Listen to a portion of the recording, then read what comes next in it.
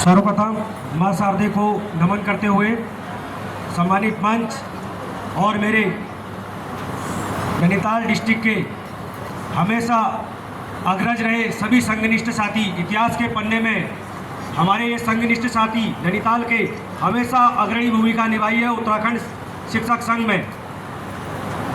सभी को नमन कर रहा हूँ। मैं मनीष चंद्र त्रिपाठी, राजकीय इंटर कॉलेज मोना, मेरी 14 वर्ष की दुर्गम की सेवा है।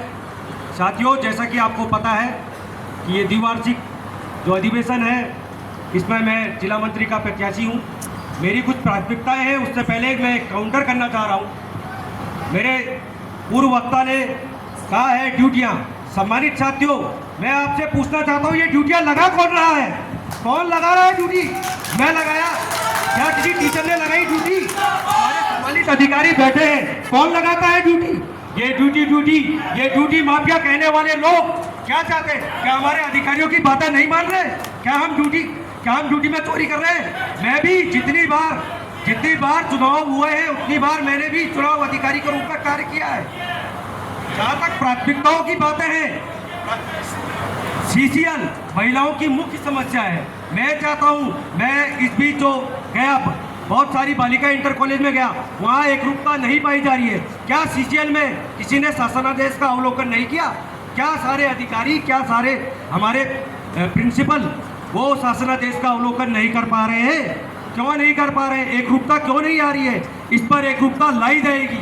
दूसरा मेरी प्राथमिकता है एसएल में बहुत सारी भ्रांतियां हैं। क्या मेरे इतने अधिकारी हैं, इतने प्रिंसिपल लोग हैं, इन लोगों की आईटीएस में ट्रेनिंग होती है?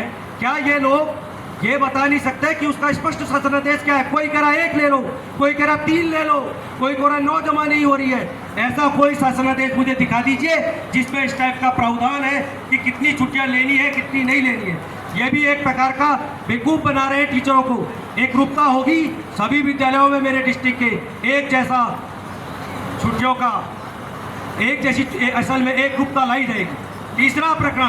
तीसरा मेरी प्राथमिकता होगी जियोटैग से अटेंडेंस। क्या है जियोटैग? क्यों जरूरत पड़ गई? क्या मेरा प्रधानाचार्य जो मैं रजिस्टर में साइन कर रहा हूँ उसको वेरीफाई नहीं कर रहा है? उसकी अवहेलना है, हमारे प्रधानाचार्यों की अवहेलना है। ऐसा क्यों किया जा रहा है? क्या हमारे युवक को, क्या हमारे सीओ को ये पता नहीं है? ये वेरीफाई हमारा रजिस्टर करता है। अगर हमारा कोई भी चीज़ मांगा जाएगा, क्या हमारा वेरिफिकेशन बायोमेट्रिक से करेगी?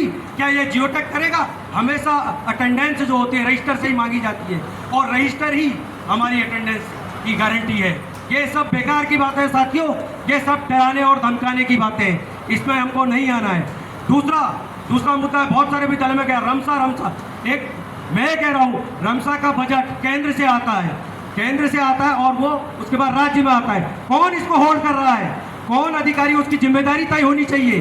कौन अधिकारी है जो रमसा के वेतन को होल्ड कर रहा है? ये बताइए, उसका ब्याज कौन खा रहा है? 2 महीने तक नहीं आ रही है, कहाँ अटका है? मैं आप लोगों से पूछना चाहता हूँ, सारे अधिकारियों से पूछना चाहता हूँ, कहाँ होल्ड हो रहा है? क्या हो रहा है उसमें? और बहुत सारी बातें हुई, क्लस्टर विद्यालय, गिरती छात्र से क्या उसके लिए शिक्षक जिम्मेदार है? मैं आपसे पूछना चाहता हूँ, क्या हम लोग सब ऐड कर रहे हैं, स्वास्थ्य विभाग अपना ऐड कर रहा है सब कुछ? कभी हमारे विद्यालय, कभी हमारे शिक्षा विभाग ने वार्षिक उत्सव जो हमारा होता है जिसमें हम सारे बच्चों का एडमिशन कराते हैं, क्या कभी ऐड निकाला? आइए सरकारी विद्यालय में, आइए पढ़िए। किसी अधिकारी ने कहा आइए सरकारी विद्यालय में पढ़िए? प्राथमिकताएं बहुत है और आपको सबको पता है मेरा दमखम कितना है। रामगढ़ में देखा गया है, यहाँ भी दिखाऊंगा। इसीलिए वार्निंग में बच गई है, ज़्यादा प्राथमिकता नहीं गिना रहा हूँ। बहुत सारी मेरे मन में बातें हैं, बहुत लोग मुझे जानते हैं और मैं आपको बताना चाहता हूँ, अगर आप मुझे चुनते हैं तो मैं आपको बता रहा हूँ कि आपकी सारी जो परेशानियां हैं वो आज से मनीष चंद्र त्रिपाठी की है। धन्यवाद। जय राष्ट्रीय शिक्षक संघ।